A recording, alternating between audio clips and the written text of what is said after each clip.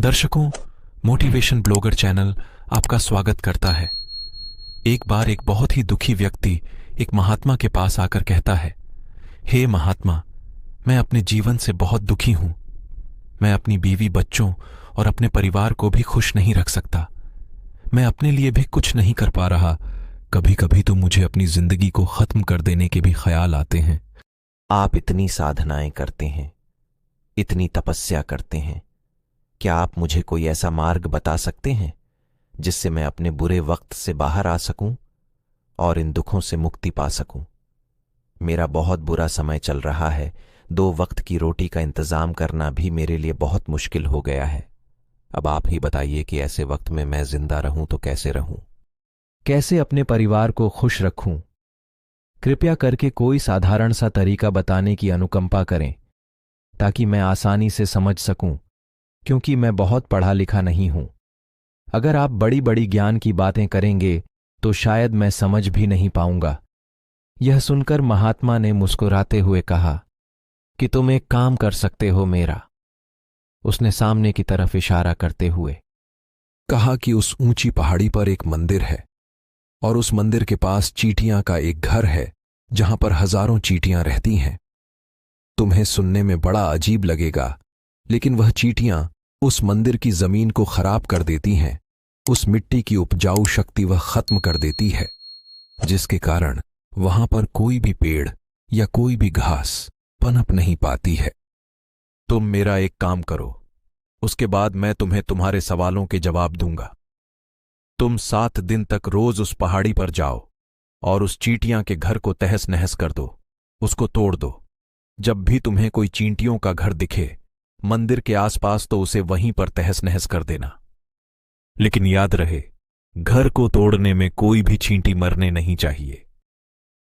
इस बात को समझने का प्रयास करते हुए वह युवक वहां से चला गया।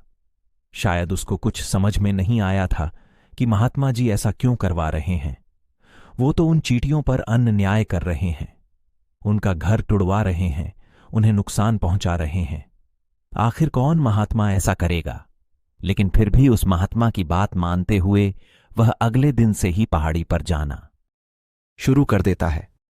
जब वह पहले दिन पहाड़ी पर पहुंचता है तो देखता है कि बहुत सारी चींटियां अपना खाना जुटाने में लगी हुई हैं। सारी चींटियां कतार से चल रही थीं और अनाज के छोटे छोटे कण उठाकर अपने घर में जमा करती जा रही थीं। यह देखकर पहले तो उस युवक का मन कमजोर पड़ गया। उसने सोचा कि यह इतनी मेहनत करके अपना घर भर रही है और मैं इनके घर को तबाह कर दूंगा तो इनको कितना बुरा लगेगा। लेकिन फिर उसने उस महात्मा की बात याद करते हुए उस घर को तोड़ना शुरू कर दिया। जल्द ही चींटियों में हाहाकार मच गया। वह इधर उधर दौड़ने लगी। अभी तक जो कतार में चल रही थी, अब वह बिखर गई और इधर उधर अपनी जान बचाने के लिए भागने लगी। थोड़ी देर में घर टूट गया और सारी चींटियां इधर उधर छुपने के लिए भाग चुकी थी। यह करने के बाद वह युवक दुखी मन से वापस अपने घर पर लौट आया। उसका मन परेशान था, दुखी था, पश्चाताप से भरा हुआ था। फिर उसने अपने बिस्तर में रात में लेटे लेटे ही सोचा कि अब तो उन चींटियों का घर तबाह हो चुका है।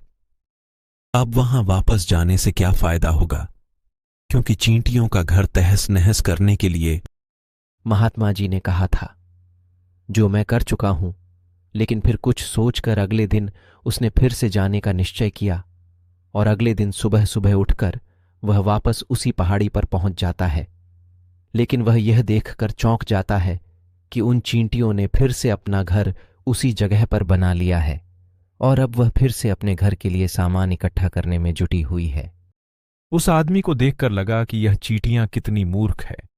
इनको पता है कि कल ही इनका घर इसी जगह पर तबाह किया गया है और उसी जगह पर उन्होंने अपना नया घर भी बना लिया।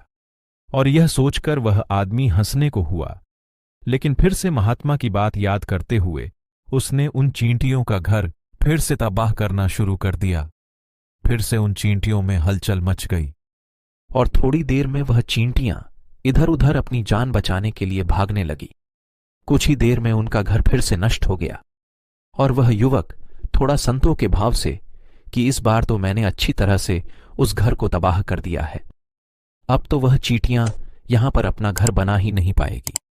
इसीलिए जाने से पहले उसने उस घर पर ठंडा पानी भी डाल दिया ताकि चींटियां वहां पर अपना घर ना बना सके। और इस तरह अपना कर्म पूरा करके वह युवक फिर से अपने घर लौट आया।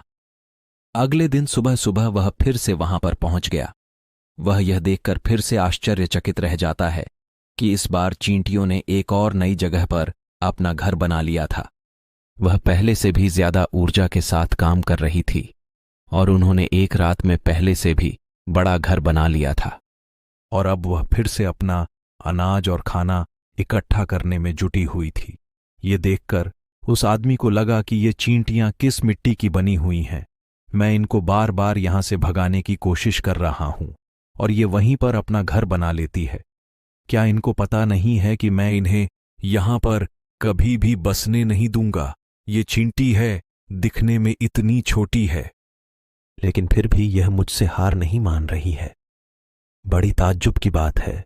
और उसने गुस्से में उस घर को तहस नहस करना शुरू कर दिया। लेकिन इस बार तहस नहस करते हुए कुछ चींटियां वहीं पर मर गईं, उसके पैरों तले कुचल दी गईं।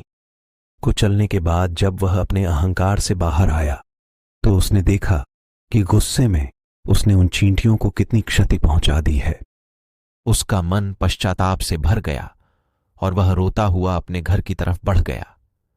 रात में सोते वक्त उसने सोचा कि मैं उन चींटियों पर बहुत ज्यादा अत्याचार कर रहा हूं, अब इससे ज्यादा अत्याचार में नहीं कर पाऊंगा। और यही सोचकर वह अगले दिन उन चींटियों के लिए अपने घर से थोड़ा आटा लेकर उसी पहाड़ी पर पहुंच जाता है। आज उसके मन में उन चींटियों के प्रति श्रद्धा का भाव था, दया का भाव था। आज वह उनकी मदद करना चाहता था। और जब वह वहां पर पहुंचा तो चींटियां फिर से अपने नए घर को बनाने में जुटी हुई थीं। उसने बड़ी ही करुणा के साथ उन चींटियों को अपना आटा खिलाया और अगले 3 दिनों तक वह ऐसा ही करता रहा।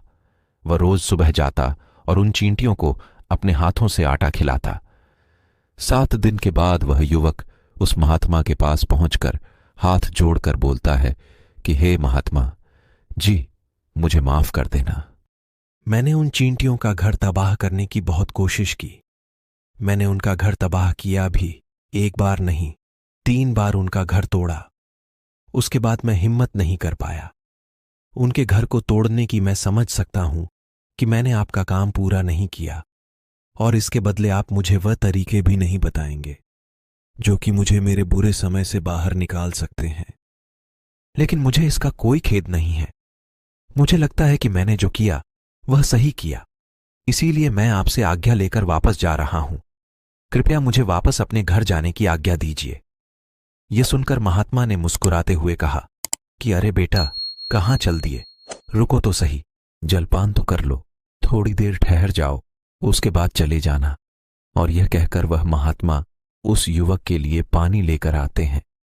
पानी पिलाने के बाद महात्मा उस युवक से पूछते हैं कि तुम मुझे यह बताओ कि आखिर तुम उन चींटियों का घर तबाह क्यों नहीं कर सके? वह चींटियां तो छोटी छोटी हैं और तुम इतने विशाल काय हो, फिर भी तुम उन छोटी छोटी चींटियों का घर तबाह नहीं कर पाए। कहां है तुम्हारी शक्ति, तुम्हारा बाहुबल? इसका जवाब देते हुए उस युवक ने कहा कि है महात्मा, मैंने उन चींटियों का घर तबाह कर दिया था, बार बार किया था।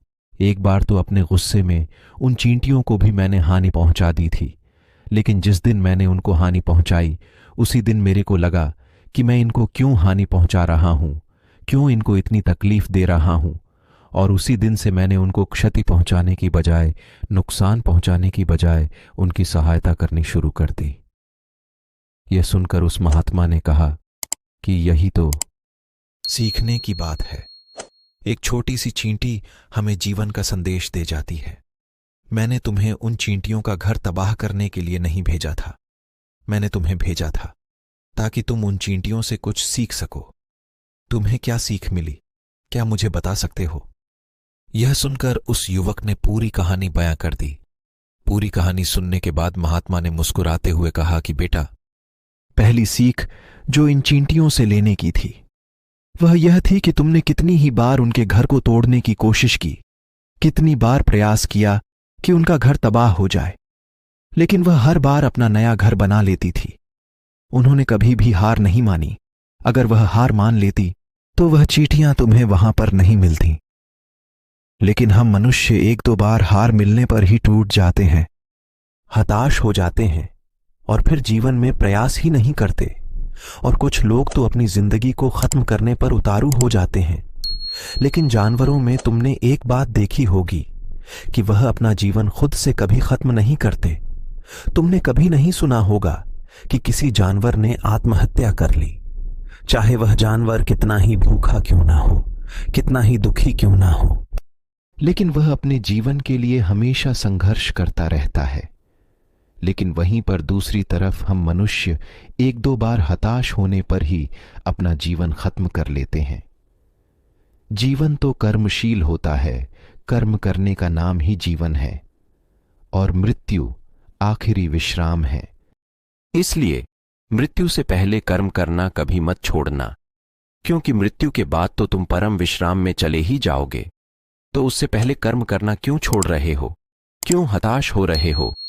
अगर तुम्हारा एक घर टूट गया है तो दूसरा घर बनाने का प्रयास करो, कोशिश करो, और कोशिश करने वालों की कभी हार नहीं होती। ये तुम उन चींटियों से सीख चुके हो। देखने में तुमसे कितनी छोटी है वह चींटियां और तुम इतने बड़े हो, लेकिन उनका मन तुम्हारे मन से इतना बड़ा है, इतना विशाल है कि इतनी बार घर टूटने पर भी उन चींटियों ने कभी हार नहीं मानी। दूसरी सीख यहां से लेने की थी कि जब भी हमारे ऊपर बुरा समय आता है, हमें लगता है कि यह समय कभी नहीं जाएगा, यह समय मेरे जीवन को बर्बाद कर देगा, मुझे कभी नहीं जीने देगा। और अपने इन्हीं ख्यालों से, अपने इन्हीं विचारों से, जिनका असली में कोई भी अस्तित्व नहीं है, वह सिर्फ विचार है, और वही विचार हमारे मन को दुखी कर देते हैं, और इसीलिए हम प्रयास करना भी छोड़ देते हैं। लेकिन तुम खुद सोचो कि बार बार प्रकृति हमें क्षति पहुंचाएगी, नुकसान पहुंचाएगी, लेकिन कब तक पहुंचाएगी? अगर हम बार बार फिर से उठ के फिर से नया प्रयास करते रहेंगे तो प्रकृति भी हमारे सामने घुटने टेक देगी, और वह भी एक दिन हमारे ऊपर दयावान हो जाएगी, कृपालु हो जाएगी, और वह हमें सब कुछ देने लगेगी जिसकी हमने कभी कामना की थी। तुमने खुद देखा कि तुम उन चींटियों को तबाह करने के लिए पहुंचे थे, लेकिन बाद में तुम ही उन चिड़ियों को अनाज और आटा देने लगे। तुम ही उन पर कृपालु हो गए। क्यों हुए? क्योंकि तुमने देखा कि वह चींटियां हार ही नहीं मान रही हैं। इसी तरह अगर तुम भी अपने जीवन में कभी हार नहीं मानोगे तो एक ना एक दिन यह प्रकृति तुम्हें वह सब कुछ देगी जो तुम अपने जीवन में पाना चाहते हो। इसीलिए दो सीख याद रखना, कर्मशील होकर कार्य करते जाना, और दूसरा कि एक ना एक दिन प्रकृति तुम्हारी उस कर्म का परिणाम देगी। दर्शकों, अपनी राय कमेंट में जरूर बताएं। धन्यवाद।